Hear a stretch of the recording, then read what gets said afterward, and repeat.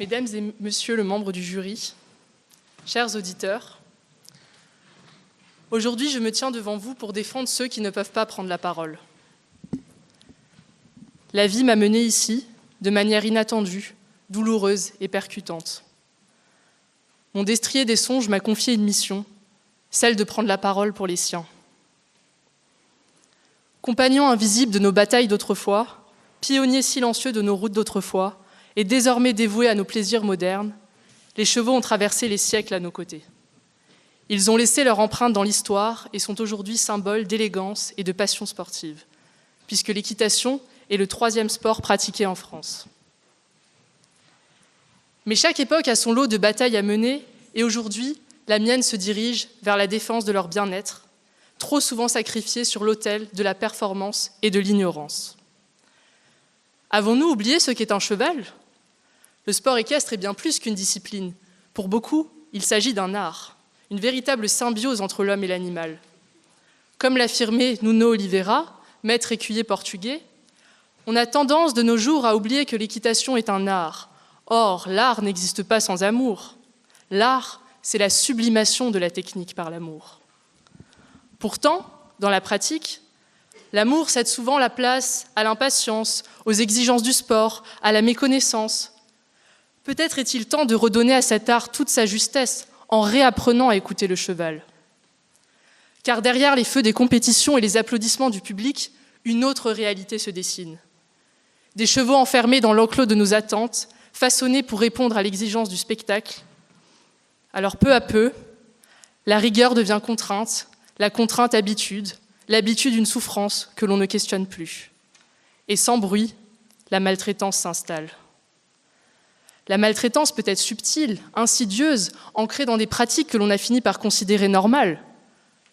Enraînement excessif, embouchure sévère, coups de cravache, reprise interminable, matériel inadapté, manque de soins vétérinaires, compétition sous 40 degrés, transport fatigant, cache-misère en veux-tu en voilà. Ces pratiques ne sont pas des cas isolés. Elles sont institutionnalisées, apprises, transmises.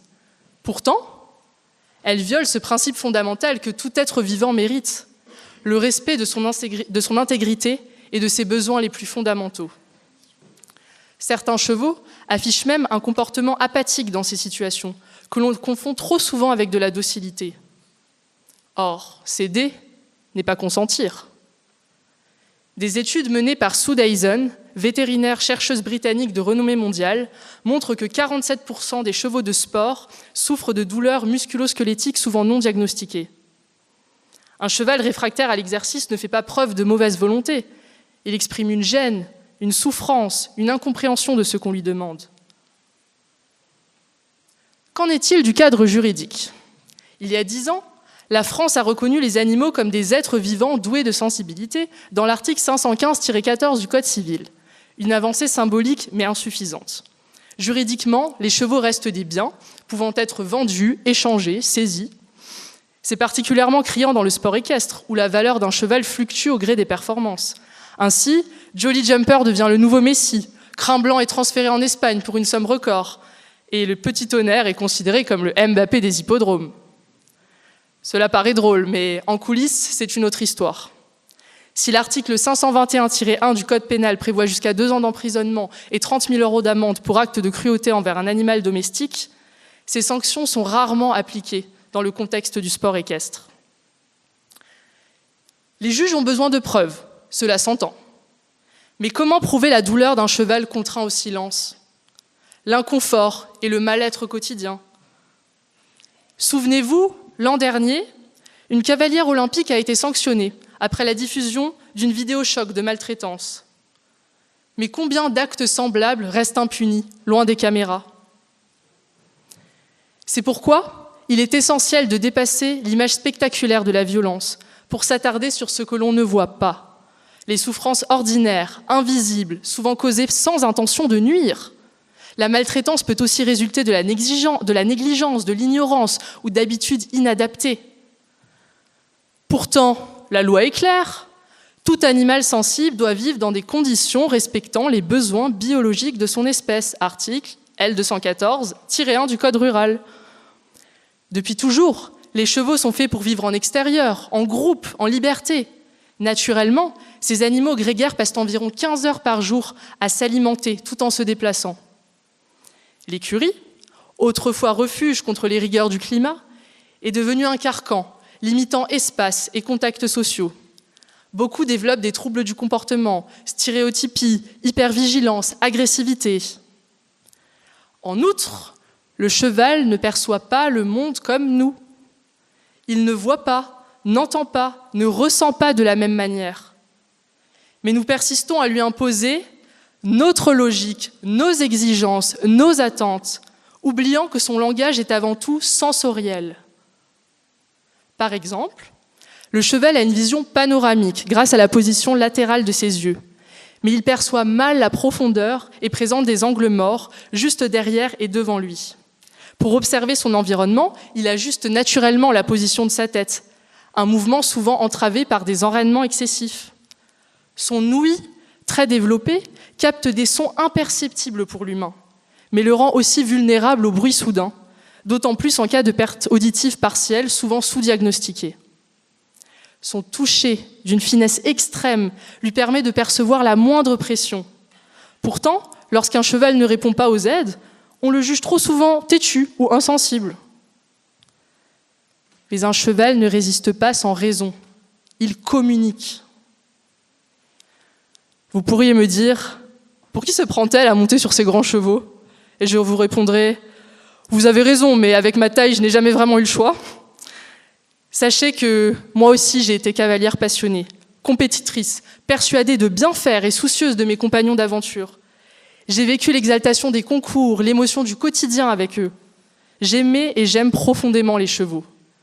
Mais aimer ne suffit pas toujours à comprendre. Puis, un événement a bouleversé ma vision. Accompagner ma jument Unica durant ses 165 jours d'hospitalisation, après une blessure survenue au pré, alors qu'elle profitait d'une paisible retraite. Dans ce box au mur clos, là où le temps semblait suspendu entre l'espoir et l'angoisse, j'ai découvert une autre manière d'être auprès d'un cheval. C'était elle et moi. Je me souviens de ses hennissements à chaque venue, de son souffle dans le creux de ma main, de ces instants où, épuisée, elle déposait sa tête contre moi avec une confiance absolue. Dans ce silence, j'ai appris à observer, à voir ses moindres tressaillements, à déchiffrer la plus infime tension, à comprendre que chaque réaction, chaque posture, chaque regard avait un sens. J'ai découvert que la gratuité d'un échange, l'absence de contraintes, valait 1000 fois plus que tous les trophées gagnés. Que l'important était ce que nous pouvions être, l'une pour l'autre, d'âme à âme. Ce jour-là, j'ai su que je ne serais plus jamais la même. Une partie de moi s'en est allée avec elle, mais elle m'a laissé enrichie de ces mois de leçons silencieuses, de ce dialogue sans mots, de cette vérité qui ne s'apprend ni dans les livres, ni dans les carrières. Je souhaite à tout cavalier de connaître un tel lien, un attachement profond, une humilité sincère, qui pousse à remettre en question nos pratiques, nos certitudes, jusqu'à notre manière d'aimer. Et qui vous pousse à faire des choses inattendues, comme s'inscrire à un concours de plaidoirie animaliste devant 100 personnes avec un bon vieux trac au creux du ventre. Nous avons le pouvoir d'agir, et cela commence par une prise de conscience. Par le développement des écuries actives, pensées pour respecter les besoins fondamentaux des chevaux, exprimer leur comportement naturel, par des pratiques innovantes et des savoirs portés par la recherche, par l'engagement de ceux qui croient en une équitation plus respectueuse, plus juste, et enfin, par un retour à cette symbiose si particulière entre le cheval et le cavalier, avant tout objectif sportif. Alors, que se passerait-il un jour si le cheval parlait notre langue ? Aurions-nous le cœur assez ouvert pour les écouter vraiment ? Mesdames et messieurs les membres du jury, chers auditeurs, je vous remercie pour votre écoute.